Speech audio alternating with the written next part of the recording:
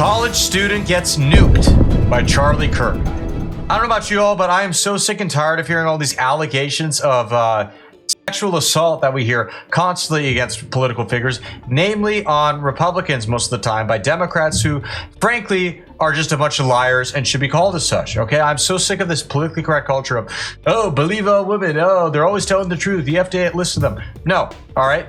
Men can lie. Guess what? Women can lie too. With all that being said, we're going to get right into it. But first, do me a huge favor here. Like our video and share it around so we can keep bringing you all this great, hard-hitting content. And as always, Patriots, I'm your host, Darian, and this is Resist the Mainstream. Who has a disagreement? Anybody? You have a Trump hat on, but yeah, you got a rainbow shirt. How about you? So, yeah, I'm kidding. Billy String No, shirt. I'm kidding. But, okay. I'm giving you a hard time. Thank you, and everyone please be respectful. All right, Charlie, I have a question for you. So, as a Christian, how do you justify campaigning for someone who was found civilly liable for sexual abuse?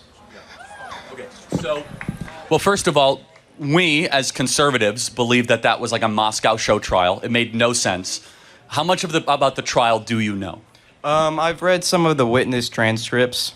Yeah, so the main accuser is a woman by the name of E. Jean Carroll. Yeah, exactly. And she said the following: a rape is sexy. She said that on air, right? She couldn't remember the time, the date, or the year that the incident happened. And even Anderson Cooper said this is not a credible witness that should be taken seriously. But let's pretend you're right, because I don't want to get too far into the details. But let's pretend that President Trump was guilty of sexual abuse. Is there any example of somebody in the Bible that was guilty of doing something bad that still was after God's own heart? This is the Bible Belt, but yes, the question is for you. I'm not sure about that. Okay, well, David would be the most obvious. So how much do you know about the example of David and Bathsheba? Probably not a lot, right? So David one day woke up and he was in charge of the Israeli army. I believe it was Uriah, if I'm drawing from memory correctly, right?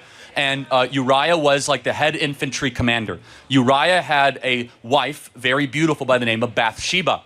Bathsheba woke up one day and was very provocatively showering for all to see. And David lustfully said, I want that. In fact, not only did he say, did he want that, he then commissioned Uriah to the front lines of a battle to then basically get Uriah killed. Basically saying, I'm going to kill your husband so that I could be with Bathsheba.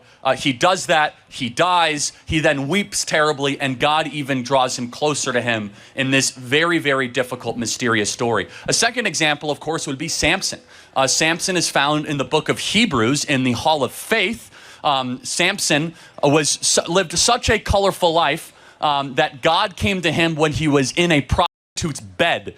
But God called Samson for a purpose greater than his and used the jaw of a donkey to go kill thousands of Philistines. What I'm getting at is we are all sinners that fall short of the glory of God, and God can use imperfect vessels for righteous and good causes, of which I think he used Donald Trump to help save the country.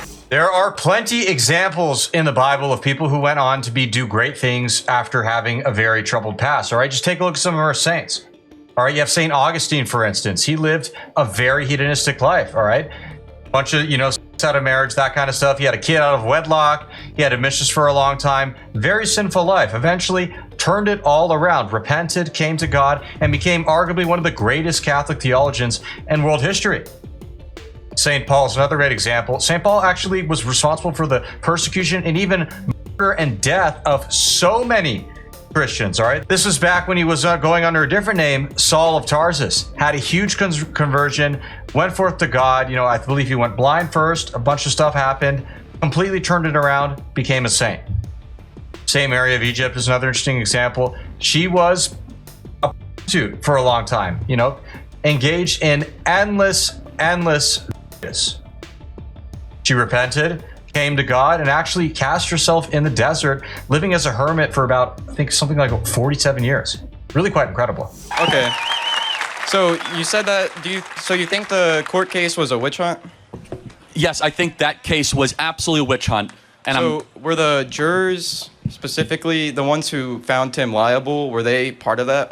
So it's very important that this was a civil case, not a criminal case. This never reached the threshold where any criminal prosecutor wanted to bring this because they thought the evidence was so shoddy. But yes, the jurors got this wrong because they were all suffering from Trump derangement syndrome. Really? This was a New York City-based jury, and of course Who picked the jury? They were New York City-based. Well, yeah, but who picked the jury?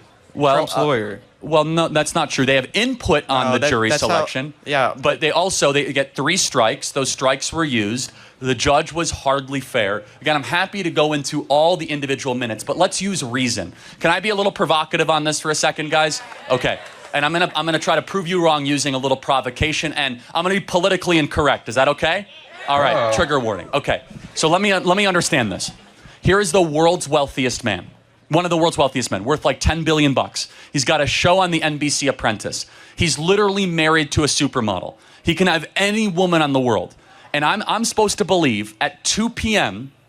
in a Tiffany's store, he walks in and E. Jean Carroll, who is not exactly a supermodel, and risks his entire fortune, of which there is no accusation for 20 years, but he pops up and runs for the president, and all of a sudden she says, this guy me, even though I can't remember the day, the month, the year, 2 p.m. in a department store at Tiffany's while he was at the height of his career. I'm sorry, that's complete rubbish and political nonsense. Well, so there was a law in New York up until 2022, before 2022, or during 2022, there was a law passed called the Abuser, I can't remember the name, Protection Act or something like that.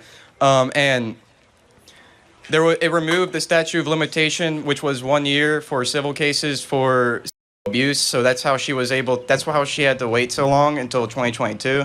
But she did not voice the accusation publicly till he ran for president, which she did in 2017, 2018. Second, the trial itself was financed by Democrat donors. Thirdly, this is such a superfluous conversation. He's president of the United States. He won. We won. The American people saw this and did not care. So maybe we could talk about issues that are happening right now, not some fake accusation from 30 years ago. E. Jean Carroll really reminds me of Christine Blasey Ford. You guys remember that whole debacle? She went and accused Brett Kavanaugh of all this crazy, heinous stuff. It was obviously made up, all right? She was a liar. Much like E. Jean Carroll, she couldn't remember the date. She couldn't remember the details. She's forgetting little this, forgetting that. And I'm sorry, but just look at the lady. Do you really believe that Brett Kavanaugh was really going for that? That's all. That's all I'm going to say about that. It's just obvious, transparent, phony BS. And like Charlie said, much like it wasn't until Trump ran for president that all these women suddenly come out. Same thing with Kavanaugh. He's getting a Supreme Court justice nomination, and now they're coming out. When it's going to be a public spectacle, right? Not before when, it wouldn't have mattered. People wouldn't have cared as much. Isn't that interesting? I don't know about you guys, but I'm not buying it. And as always, everybody, comment below. Let us know what you like about the clip, what kind of stuff you want to see in the future, and hit that subscribe button down below, and we'll be sure to see you again. God bless.